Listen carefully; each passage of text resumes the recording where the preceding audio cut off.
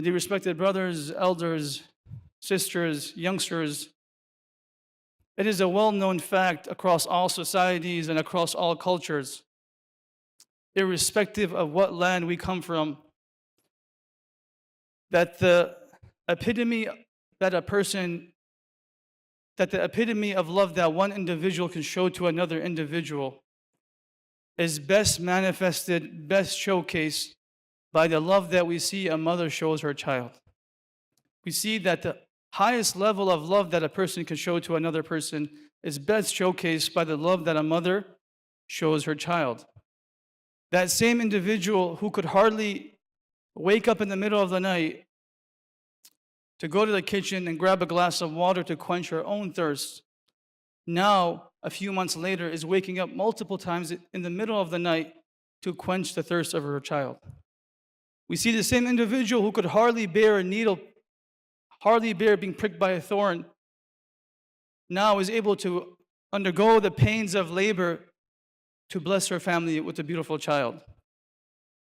But my dear respected brothers and elders and sisters, just like how the mere existence of you and I is limited by the skies above us and by the earth beneath us, our emotions, including our happiness, including the love that we show each other, is also quite limited. The love that we see, even between the mother and a child, is not the end-all, be-all of love. It's not the highest level of love that Allah subhanahu wa ta'ala has put on earth. Yes, as human beings, it might be the highest level of love we see among the human species. But we know when we look back in the Qur'an and Hadith, Allah subhanahu wa ta'ala reminds us that there is a being who is far more loving than a mother is to her child. There is a being who will go more out of his way to help his servant, to guide his servant, than a mother could ever do for her child. And that doesn't take away anything from the mom, but it goes on to show that our love, even between each other, is very limited. And one can wonder, what is a good example of this, of this circumstance where Allah can show a love to a human being more than a mother can show a love to a child? Allah subhanahu wa ta'ala in Surah Taha, He gives a beautiful example, a beautiful story for all of us to learn from. Allah Azza wa Jal says, وَهَلْ أَتَاكَ حَدِيثُ مُوسَى.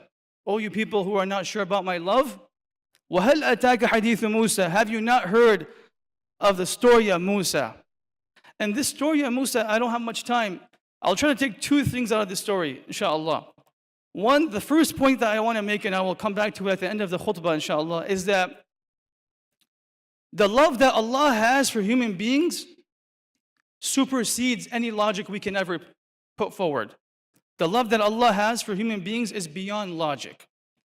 And if we want to get that love of Allah in return, at times we have to overcome our logic in order to obey Allah subhanahu wa ta'ala to earn His love. I hope that makes sense. If we want to earn that love, the ultimate love of Allah, the unparalleled love of Allah, we also have to sometimes go against what logic tells us to please Allah subhanahu wa ta'ala. That's the first moral of the story, and we will see it throughout this incident. The second is of how human beings can express their love for each other. We see in the time that we live in today, hatred is very common. We speak of hatred amongst Muslims versus non-Muslims, people of color versus people of not non-color people, white versus black, to put it in an easy term. We see people hate each other for the places they come from the countries they originate from the cities they live in within Michigan. They're discriminated. But unfortunately, we find even within our own families that a husband is not able to express his love for his wife appropriately. We see within our own families that a child is not able to express his love or her love to the mother or father the way Allah Azza wa Jalla wants to express our love for each other. So hopefully we can take that as well from this story. So Allah subhanahu wa ta'ala, let's go over this. Allah Azza wa Jalla says, وَهَلْ أَتَاكَ حَدِيثُ مُوسَى. Have you not heard of the story of Musa? And Allah Azza wa Jalla talks about the story of Musa. And interestingly, the same being that I was talking about, the mother who has so much love for the child, Allah Azza wa Jalla begins the story of Musa talking about how Allah sent a revelation to the mother of Musa. So now we talk about Musa when he became a prophet, when he went to Fir'aun, when he was called to the palace of Fir'aun, when the whole incident took place between him and the magicians. But before Musa even became the Musa we know, Allah subhanahu wa ta'ala tested the love of a mother. Allah Azza wa Jalla tested the love of a mother for her child. Allah subhanahu wa ta'ala told the mother, أَنِقْذِ فِيهِ فِي التَّابُوتِ. Allah told the mother a few things that sometimes doesn't make sense to us when we live in society nowadays. Things that don't make sense. Why should we do this? Why should I have to wear a scarf for my interview when the sister next to me is not wearing a scarf and she can get a better job than me? Allah is saying, well, times have come before you where things didn't make sense, but when people follow my commandments, I give them better in return. So Allah says, وَهَلْ أَتَاكَ حَدِيثٌ أَنِ اقْذِ فِيهِ فِي التَّابُوتِ. I told the mom of Musa, the mother of Musa, that take your child and put him into a box. So we know this at the time when Musa was born, Pharaoh had ordered all of the boys to be killed in the Bani Israel.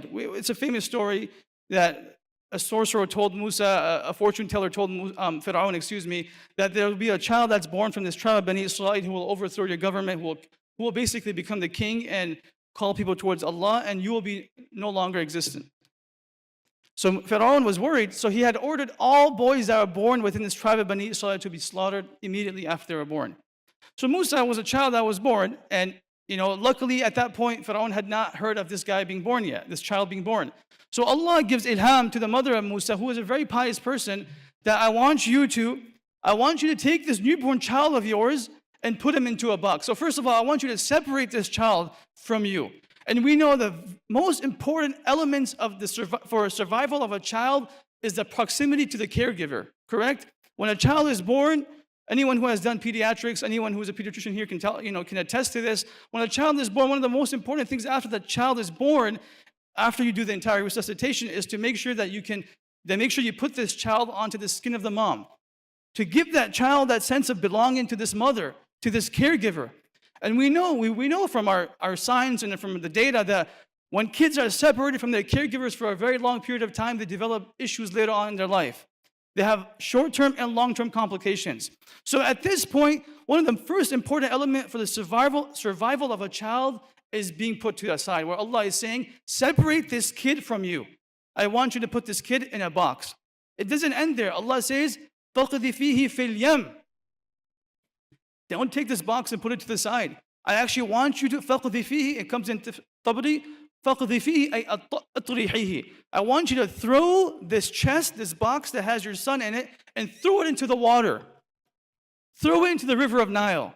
Does that make any sense? How can a mom take her own child and throw her into a river?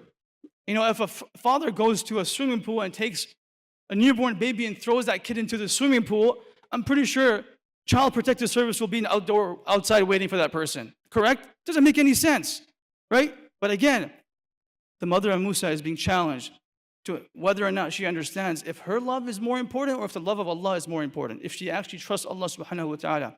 So after she does that, and Allah tells the mother of Musa in the same occasion, فَلْيُلْقِهِ الْيَمُّ بِالسَّاحِلِ يَأْخُذْهُ عَدُوٌّ لِي وَعَدُوٌّ لَهُ. Guess what? This same person who wants to kill Musa, I'm going to take this box and this chest, and this river will go ahead and take this box to the same individual who wants to kill your son Pharaoh. Allah is telling the mother of Musa that this Musa of yours is actually going to end up back into the palace of Pharaoh. So all of that, basically the mom is thinking to herself, I'm basically putting my son into suicide. I'm killing my son by putting him into this water, and now I know this water will take this child to the palace of Pharaoh, who from the beginning wants to kill my son. But the moral of the story is she obeyed and she listened. Allah subhanahu wa ta'ala, we know how the story ends. Allah subhanahu wa ta'ala, the same palace that had schemed, that had planned on how to kill Musa, was the same palace that raised Musa, that gave Musa food, that gave Musa shelter, without Pharaoh even knowing that this was that boy who was going to come and overthrow him. That was from the will and the qudra of Allah subhanahu wa ta'ala. And we know how the story continues. Imagine 40 years later, how Allah subhanahu wa ta'ala finally gets to speak to Musa alayhi salatu salam directly. And you can imagine, Musa was a Kareem of Allah. He was the only prophet that was able to converse directly with Allah without an angel in between. Of course, we know Habibullah Muhammad sallallahu alaihi wasallam was able to do that when he went for Isra Mi'raj. But typically, it was through Jibreel that brought revelation. Musa was that prophet that would go and be able to talk directly to Allah without an angel in between. So that's why he was called Kalimullah. And interestingly, and I was thinking about this on the right here, Musa was the only prophet that had a hard time speaking. He was the only prophet that would stutter.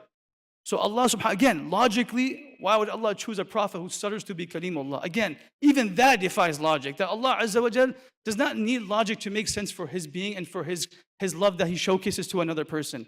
Nonetheless, Musa is Kalimullah. 40 years later, he's traveling back with his wife from Madian. And Allah subhanahu wa ta'ala, and these are small parts that we can learn from how to show love to each other. So the first thing Allah Azza wa Jal does is what typically youngsters do, hopefully not too much on a college campus, is when they love someone, what do? The first thing they do is try to give subtle indications, right?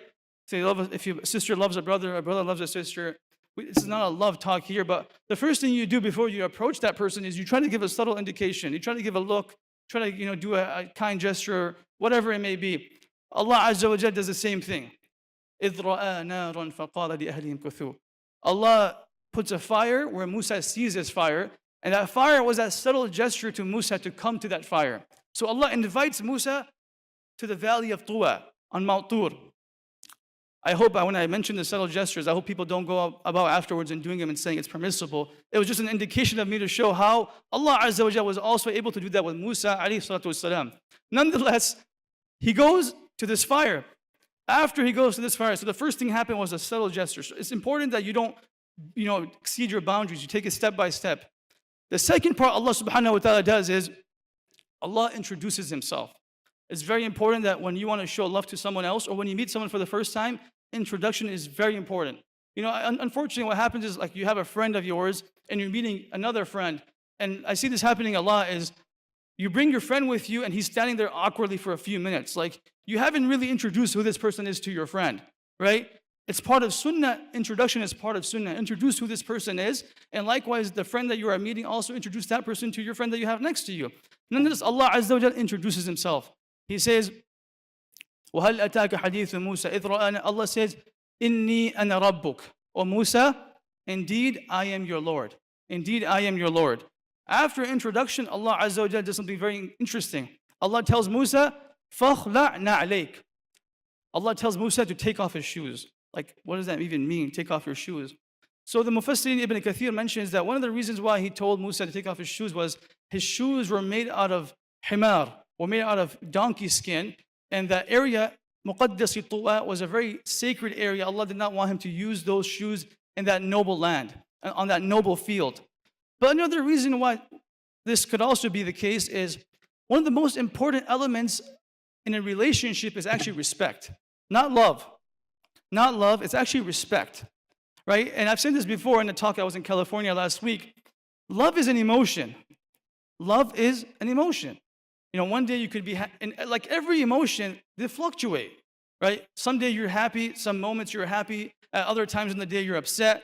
Just like how happiness, anger is an emotion, love is also an emotion. So love can fluctuate in relationships. If for someone to say, I love my wife the same way I loved her on the second week of my marriage, 30 years from now, it's true. The love is different. The love is different. But I can tell you the truth. From speaking to elders, they say that love is always coupled with respect for each other. Love can fluctuate, but respect can never diminish. The respect that you have for each other, the respect that a child has for the father, the respect that a husband has for his wife, the respect that a wife has for her husband is very important to maintain throughout the relationship. And unfortunately, we've seen people who've gone on to marriages out of mere love, and they've never developed a sense of respect for each other. They don't end up in the best place. So Allah Azza wa Jalla is showing Musa, look, I am going to speak to you and give you some commands. If you don't have respect for me, there's no point of you listening to me, right? If I'm standing here today and giving a short khutbah, and you already hate me for some reason or don't like me for some reason, which I don't know why you would, I hardly come here. But anyways, if you have some grudge against me, it doesn't matter if I talk about Allah, His Rasul, the prophets who came before him, none of that would matter to you. So Allah is saying, O Musa, فَخْلَعْ نَعْلَيْكَ. Look, I am about to give you some commandments. It's important that you have respect for me and what I'm about to say. After this establishing report, introduction, respect. What does Allah subhanahu wa ta'ala do next? Allah subhanahu wa ta'ala does what He does, what most of us do at the very beginning, expressing our love. Allah tells Musa, وَأَنَا اخْتَرْتُكَ, O Musa, I have chosen you, I have hand-selected you. It's important to express our love for each other. You know, it's not just enough to show subtle indications like, you know, you give your wife a glass of water. You know, sometimes that may be enough to show how much you love her. But at times, it's very important at times to express our love. Allah Azza wa Jalla expressed His love for Musa. He says, وَأَنَا اخْتَرْتُكَ, O Musa, look, I selected you. I chose you, and me choosing you as a prophet is my sign, is the sign of me loving you. It's important. And, you know, we know what the research has shown. We know, you know, there's a study that came out of Arizona State University that showed that people who are able to express their love for each other have better medical outcomes. They have lower blood pressure levels, they have lower sugar levels, they have lower cortisol levels, whatever, the entire spectrum, just by being able to express your love, by thanking someone. You know, I'm not sure if you guys know, I'm sure Shaykh Abdul came here before I already mentioned, my youngest brother, Abdul rahimahullah, passed away last year. He was the youngest brother of my family. He passed away when he was 22 years old. I can say very clearly that I have no regrets.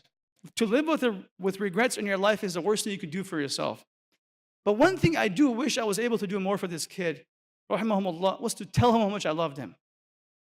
And as an older brother, sometimes you don't want to do that because you don't want to feel, to come off as a weak person per se. Unfortunately, that's the way society makes us. You know, someone tells someone else, I love you, and that person is younger than you. It kind of sometimes seems awkward. And I was rough with him in certain ways so he can grow. I wish, the one thing I do wish is I was able to express my love to him more often. And I tell people sitting here, if you have a younger brother, if you have a son that's living with you, the parents who are here, your children, there's absolutely nothing wrong. Rather, it is a sunnah to express your love to your kids. There was a Sahaba who was sitting there one day, Rasulullah kissed Hassan radiallahu anh. Kissed Hassan and Hussein radiallahu anh. He kissed him, and the Sahaba was sitting there and he said, Oh Rasulullah, that's kind of weird. Why are you kissing them so much? I have 10 kids and I never kiss any of them. I have 10 children and I don't kiss any of them. I don't show any expression of love to them. What did Rasulullah say? This is the hadith where he said, Man lam yarham, lam yurham.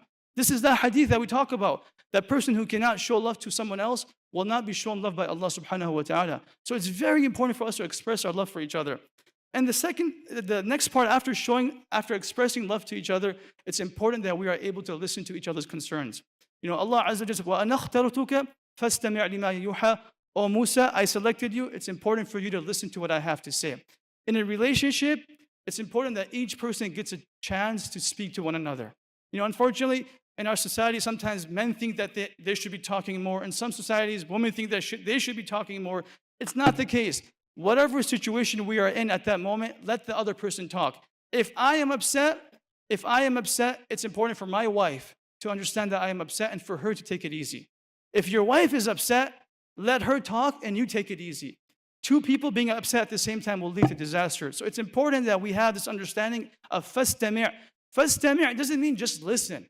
Allah uses the word of ifta'al. Fastami' means to listen attentively. This same word Allah uses, fastami' for Musa, is the same word Allah uses when He speaks of the Qur'an. وَإِذَا قُرِئَ الْقُرْآنُ فَاسْتَمِعُوا لَهُ وَأَنصِتُوا. When Qur'an is recited, you listen attentively. And attentively means not passively, meaning your wife is talking to you and you're texting your friend on Facebook, or you're texting your friends, or you're looking at Instagram. That's called sima'. That's called listening passively, not istima'. Allah is reminding us from the story of Musa that a true love relationship should have istima', should have a relationship where people are listening to each other attentively. These are a few points that I wanted to make here about how we interact with each other. The last thing I would like to say is what I started off by saying, is that our love that we have for Allah should supersede our logic that we have. And it's important living in society, everything we do sometimes revolves around logic. A person chooses a career based on data, right? Like, I want to do engineering because there's a job market for engineers. I want to go into medicine because there's a need for physicians in this area. Even people in med school, when they choose a specialty, they say, well, I want to choose this specialty because I enjoy this more than the other specialty. Or I want to do this specialty. It shouldn't be the case because this specialty makes more money than the other specialty, right?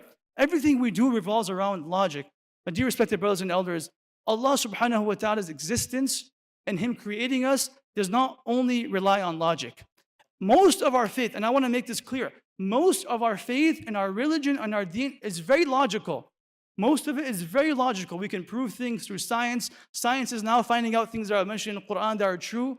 But the reality is, when we are put in a situation where we have to put our logic on one scale and the happiness and the obedience of Allah on the other hand, it's important for us to know where to go. It's important for us to understand that we must obey the commandments of Allah subhanahu wa ta'ala. We see clearly from the story of Musa, logic would tell you that this person is doomed. You're putting him into the water, he's going to the palace of Fir'aun. Fir'aun, the same tyrant, the worst tyrant to ever walk on earth, is raising Musa in his own palace. And now Musa comes back 40 years later and overthrows Fir'aun from the help of Allah subhanahu wa ta'ala. Logic would tell you when Musa went to the water and the army behind him of Fir'aun was right behind him, and in front of him was the sea, logic would tell you what the Bani Israel said. وَإِنَّا لَمُدْرَكُونَ Oh Musa, we are doomed, we're going to drown. What did Musa say at that time? قَالَ مُوسَى إِنَّ مَعِيَ رَبِّي سَيَهْدِينَ Allah is with me, He will guide me. He understood that although this may be the end to his logic, that logically it doesn't make any sense how he will survive. But where our logic finishes is where the logic, the intellect of Allah begins. Where our logic finishes is where the logic and intellect of Allah begins. We must understand and we must trust Allah subhanahu wa ta'ala for what He wants from us. And I'm saying this very openly and clearly in society. It's, sometimes logically it may make sense for a person to do something haram, right? Like for you and me, unfortunately, inshallah, we don't. For someone to take interest in a business, you calculate the profit that you may make in a few years. It makes sense. Why not take the interest when your partners who are taking interest are making far more money than you? So logically, it makes sense for you to take interest. But what does Allah Azza wa Jalla say in the Qur'an? فَأْذَنُوا بِحَرْبٍ مِّنَ اللَّهِ وَرَسُولِهِ The individual who takes interest, let that individual know that he is waging a war with Allah subhanahu wa ta'ala and His Prophet sallallahu alaihi wasallam. We ask Allah Azza wa Jalla to make us individuals who are able to sacrifice our desires for Allah subhanahu wa ta'ala. It says in hadith, مَنْ تَرَكَ لِلَّهِ شَيْئًا عَوَّضَهُ اللَّهُ خَيْرًا مَّا تَرَكَ Whoever is able to let go of any haram desire for the sake of Allah, to please Allah, Allah will give that individual much more in return. I can tell you in my short life, I've seen youngsters who do this in front of me. People who have let go of haram, I've seen them be successful in their careers, in their lives. We ask Allah, we don't need to see many examples. Allah has given us examples within our own lives. We ask Allah Azza wa Jalla to make individuals who live in society today, although we may not be living in the palace of Fir'aun, although we may not be seeing the type of, the brutality that Fir'aun showed to Bani Israel, we are still living in the fitna that we have around us. We ask Allah to protect us like how He protected Musa in the palace of Fir'aun in this time and age. We ask Allah subhanahu wa ta'ala to guide us to do the right thing in any given moment of our lives. We ask Allah subhanahu wa ta'ala to give us the ability to forego our haram desires to please Him. Wa akhiru da'wan alhamdulillah rabbil alameen.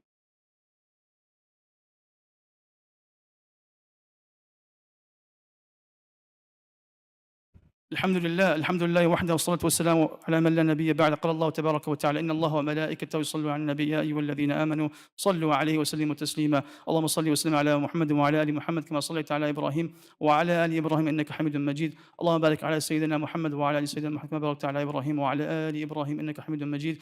اللهم أعز الإسلام والمسلمين وأذل الشرك والمشركين.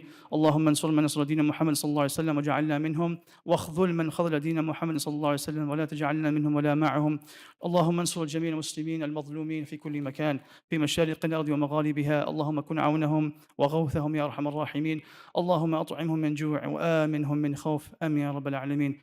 عباد الله رحمكم الله، إن الله يأمر بالعدل والإحسان وإيتاء ذي القربى وينهى عن الفحشاء والمنكر والبغي يعظكم لعلكم تذكرون. فاذكروني أذكركم واشكروا لي ولا تكفرون. أقيموا الصلاة.